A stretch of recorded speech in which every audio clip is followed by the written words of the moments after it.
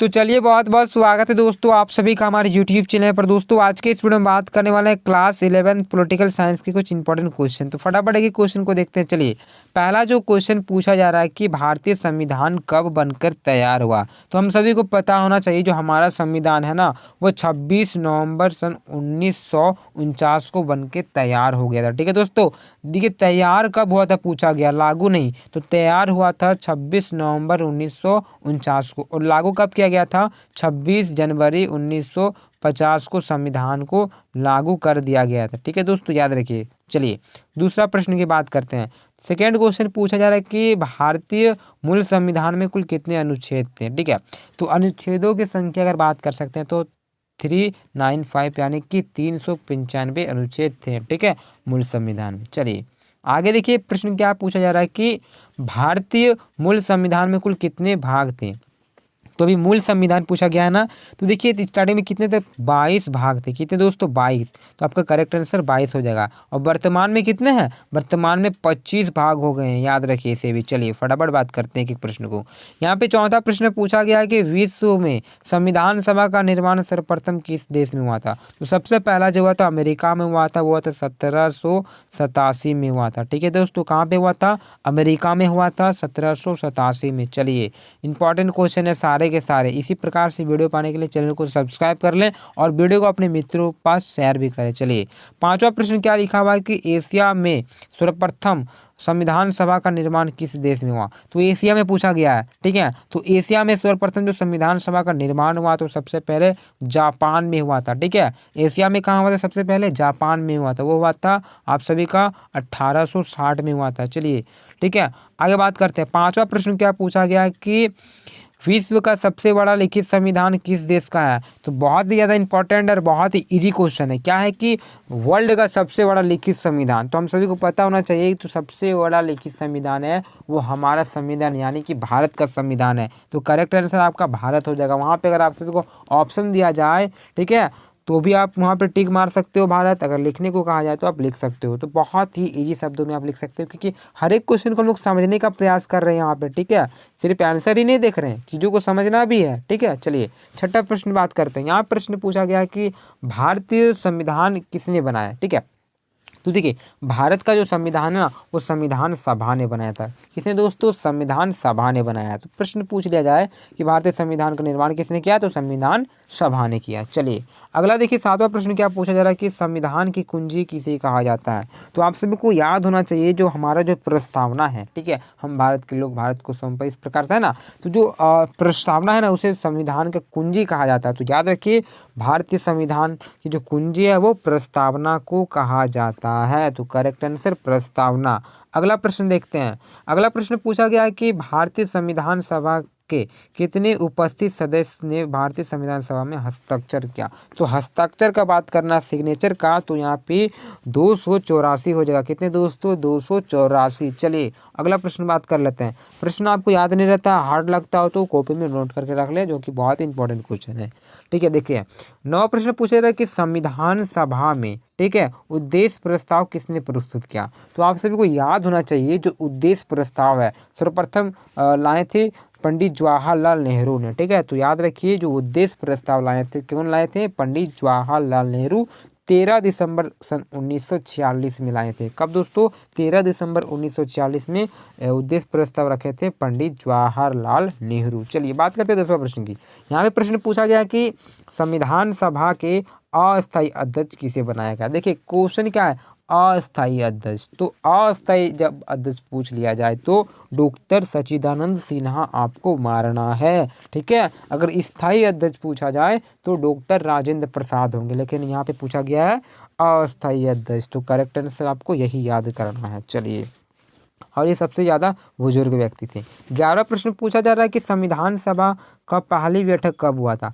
पहला बैठक पूछा गया है संविधान सभा का ना, तो पहला कब हुआ था दोस्तों, 9 दिसंबर 1946। यहाँ पे 13 दिसंबर हो गया गलती से टाइपिंग, लेकिन यहाँ पे 9 दिसंबर होना चाहिए।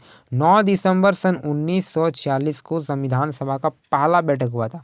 और पहला बैठक कहाँ पे हुआ था, नई दिल्ली में हुआ था। ठीक है, दिन क्या था, दिन था सोमवार। चीज़ों को याद रखिए। ठीक है, दिन था सोमवार, 11 बजे का टाइम चल रहा था। और कहाँ पे, कॉन्स्टिट्यूशन हॉल, इसको हम लोग संसद हॉल बोलते हैं, ठीक है, नई दिल्ली। चलिए बात करते हैं अगला प्रश्न की। 12वां प्रश्न पूछा गया है कि संविधान सभा का स्थायी अध्यक्ष किसे ठीक है बनाया गया। तो संविधान सभा के जो स्थायी अध्यक्ष है डॉक्टर राजेंद्र प्रसाद जी बनाए गए थे। कौन? डॉक्टर राजेंद्र प्रसाद। क्लियर। चलिए बात करते हैं अगला प्रश्न की।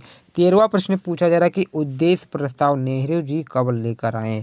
तो नेहरू जी ने लाया, कब लाया? मैंने बताया ऊपर आप सभी को 13 दिसंबर सन 1940 को पंडित जवाहरलाल नेहरू ने उद्देश्य प्रस्ताव लाया था, ठीक है, जो आगे चलकर हमारा प्रस्तावना बना, ठीक है। चलिए बात करते हैं 14 क्वेश्चन की। अगला क्वेश्चन पूछा जा रहा है कि संविधान सभा का बहिष्कार किसने किया। देखिए संविधान सभा का जो बहिष्कार किया था ना वो मुस्लिम लीग ने किया था। किसने दोस्तों? मुस्लिम लीग ने। तो करेक्ट आंसर आपका मुस्लिम लीग हो जाएगा। तो बहुत ही अच्छा प्रश्न यहाँ पर, ठीक है, और आप ट्राई कीजिए कि आपसे कितना हो पा रहा प्रश्न। 15वां प्रश्न की बात करते हैं। यहाँ पे प्रश्न पूछा जा रहा है कि भारतीय संविधान में मौलिक अधिकार का प्रावधान कहाँ से लिया गया है। तो आप सभी को याद होना चाहिए जो मौलिक अधिकार है ना वो अमेरिका से लिया गया है। कहाँ से दोस्तों? मौलिक अधिकार अमेरिका से लिया गया है। बहुत इंपॉर्टेंट है। और मौलिक अधिकार भाग 3 में है, अनुच्छेद 12 से लेकर 35 तक। इन चीज़ों को भी याद रखिए। अगला प्रश्न बात करते हैं। यहाँ प्रश्न पूछा है कि झंडा समिति के अध्यक्ष थे, ठीक है। तो झंडा समिति के जो अध्यक्ष थे वो जेपी कृपलानी जी थी। कौन थे दोस्तों? जेपी कृपलानी। चलिए बात करते हैं 17वां प्रश्न की। यहाँ पे प्रश्न पूछा जा रहा है कि नीति निर्देशक सिद्धांत का प्रावधान कहाँ से लिया गया है, ठीक है। तो नीति निर्देशक सिद्धांत जो लिया गया है वो आयरलैंड के संविधान से लिया गया। कहाँ से दोस्तों? आयरलैंड के संविधान से लिया गया है। तो करेक्ट आंसर आपका आयरलैंड हो जाएगा, ठीक है। चलिए आगे बात करते हैं। यहाँ पे पूछा जा रहा है कि संविधान में संशोधन का प्रावधान कहाँ से लिया गया है, ठीक है। हम लोग जो संशोधन करते हैं, ठीक है, तो जो संशोधन की प्रक्रिया है, ये जो प्रावधान है वो कहाँ से लिया गया है। तो दक्षिण अफ्रीका से लिया गया है। कहाँ दोस्तों? दक्षिण अफ्रीका थी। तो एक बार मेरे साथ बोलने का प्रयास कीजिए। जो मौलिक अधिकार है, ठीक है, वो कहाँ से लिया गया है? अमेरिका के संविधान से लिया गया है। राज्य के नीति निर्देशक सिद्धांत कहाँ से लिए गए हैं? आयरलैंड से लिए गए हैं। और जो संविधान में संशोधन का प्रावधान है वो कहाँ से लिया गया है? वो दक्षिण अफ्रीका से लिया गया है। चलिए अगला प्रश्न की बात करते हैं। यहाँ पे प्रश्न पूछा गया है कि स्वतंत्रता, समानता और बंधुता का सिद्धांत का प्रावधान कहाँ से लिया गया है।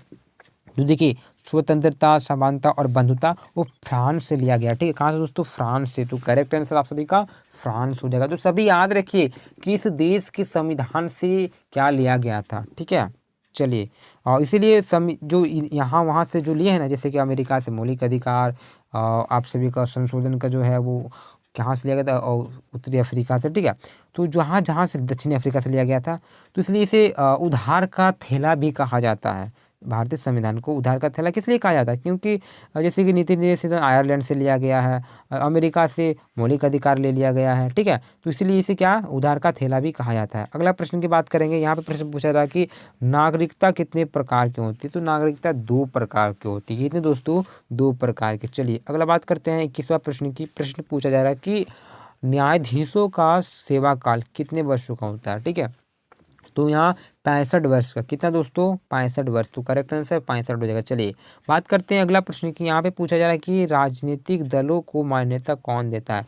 जो राजनीतिक दल है इसको मान्यता कौन देता है दोस्तों? इसको देता है निर्वाचन आयोग। चुनाव से रिलेटेड जितने भी चीज़ें होते हैं ना वो कौन करवाता है? चुनाव आयोग करवाता है, ठीक है। तो चुनाव आयोग राजनीतिक दलों को मान्यता देता है क्योंकि उनका काम ही है ये सब करवाना, चुनाव से रिलेटेड जो भी है, ठीक है। तो करेक्ट आंसर आपका चुनाव आयोग हो जाएगा। आगे बात करते हैं 23वां प्रश्न की। प्रश्न पूछा जा रहा है कि राज्यसभा का पदेन अध्यक्ष कौन होता है। देखिए दोस्तों राज्यसभा का पदेन अध्यक्ष होता है ना वो उपराष्ट्रपति होते हैं। कौन होते हैं दोस्तों? उपराष्ट्रपति होते हैं। चलिए आगे बात करते हैं 24वां प्रश्न के। प्रश्न पूछा जा रहा है कि राज्यपाल की नियुक्ति कौन करता है। Very very very most important question, ठीक है, और इजी क्वेश्चन है, ठीक है। तो राज्यपाल का जो नियुक्ति करता है वो राष्ट्रपति करते हैं। कौन करते दोस्तों? राष्ट्रपति करते हैं। चलिए आपको बताना है कि महिलाओं में आदिवासी जो है वो एक न्यू बनी है हमारा प्रेसिडेंट यानी कि राष्ट्रपति, वो कौन है बताना है आप सभी को, ठीक है। चलिए बात करते हैं हम लोग 25वां प्रश्न की। यहाँ पे प्रश्न पूछा जा रहा है कि राष्ट्रपति बनने के लिए न्यूनतम आयु कितनी होनी चाहिए? अगर किसी को राष्ट्रपति बनना हो तो उसका आयु कितना होना चाहिए, कितना वर्ष कंप्लीट हो जाना चाहिए? तो आप याद रखिए 35 वर्ष आपका होना आवश्यक है, ठीक है। अगर आपको राष्ट्रपति बनना है तो कितना आपका आयु चाहिए? वो आयु सीमा है 35 वर्ष तक, ठीक है। न्यूनतम आयु कम से कम आपको 35 वर्ष हो जाना चाहिए। चलिए अब बात करते हैं अगला प्रश्न का 26वां नंबर पूछा जा रहा है कि भारत में राष्ट्रवाद का उदय किस सदी में हुआ? तो 19वीं सदी में। कब दोस्तों? 19वीं सदी में। चलिए फटाक से बात करते हैं अगला प्रश्न की। प्रश्न पूछा जा रहा है कि राज्यसभा का सदस्य, ठीक है, राज्यसभा का सदस्य बनने के लिए कम से कम कितनी वर्ष उम्र होना चाहिए? तो कम से कम 25 वर्ष का होना चाहिए। कितना दोस्तों? 25 वर्ष का। चलिए आगे बात करेंगे हम लोग नेक्स्ट क्वेश्चन की। यहाँ पे 28वां नंबर प्रश्न है और यहाँ पे प्रश्न क्या पूछा जा रहा है कि भारत में वास्तविक कार्यपालिका किसे माना जाता है? तो वास्तविक जो कार्यपालिका है वो मंत्रिमंडल में, ठीक है दोस्तों, मंत्रिमंडल आपका करेक्ट आंसर हो जाएगा। आगे बात करते हैं नेक्स्ट क्वेश्चन की। यहाँ पे क्वेश्चन पूछा जा रहा है कि किस राज्य के लिए धारा 370 का प्रयोग है? देखिए धारा 370 से जो है ना रिलेटेड वो जम्मू कश्मीर वाला, हम तो सभी जानते हैं। तो 370 है कहाँ? जम्मू कश्मीर, ठीक है। तो चलिए इस प्रकार से हम लोग अगला प्रश्न को देखते हैं। यहाँ क्या प्रश्न पूछे जा रहे हैं? देखिए दोस्तों इसी प्रकार से वीडियो पाने के चैनल को सब्सक्राइब कर ले, बहुत ही अच्छा क्वेश्चन मिलेगा आप सभी को मेरे चैनल के माध्यम से, और हर एक चैप्टर का एक एक करके आप सभी को वीडियो मिल जाएगा, ठीक है। 11th का 12th का, ठीक है, हर एक चैप्टर का हिस्ट्री है, पॉलिटिकल हो, जो भी हो सबका मिल जाएगा। तो चलिए बात कर लेते हैं आज का आखिरी प्रश्न और 13 नंबर क्वेश्चन है। क्या पूछा जाएगा? 30वां प्रश्न की विश्व, ठीक है, विश्व कब दो गुटों में बंटने लगी? तो ये देखिए दोस्तों जो बटा था वो दूसरे विश्व युद्ध के बाद, यानी कि सेकेंड वर्ल्ड वॉर जब हुआ था आप सभी का 1939 से 1945 तक। उसके बाद जो विश्व ना वो दो गुटों में बट गया था। पहला तो आपका सोवियत संघ था, दूसरा आपका अमेरिका होगा, ठीक है, यानी कि यूएसएसआर एंड यूएसए। एक तो सोवियत संघ, एक आपका अमेरिका, दो महाशक्ति उभर के आया बीच में, ठीक है। तो करेक्ट आंसर आप सभी का दूसरे विश्व युद्ध के बाद विश्व दो गुटों में बट गया, जिसको हम लोग बोल सकते हैं, ठीक है। तो ये रहे जितने भी इंपॉर्टेंट क्वेश्चन थे हमारे चैप्टर 1 2 3 4 से, ठीक है। हिस्ट्री मतलब बोल सकते हैं पॉलिटिकल का मोस्ट इंपॉर्टेंट क्वेश्चंस, जो कि बहुत ही ज़्यादा इंपॉर्टेंट है।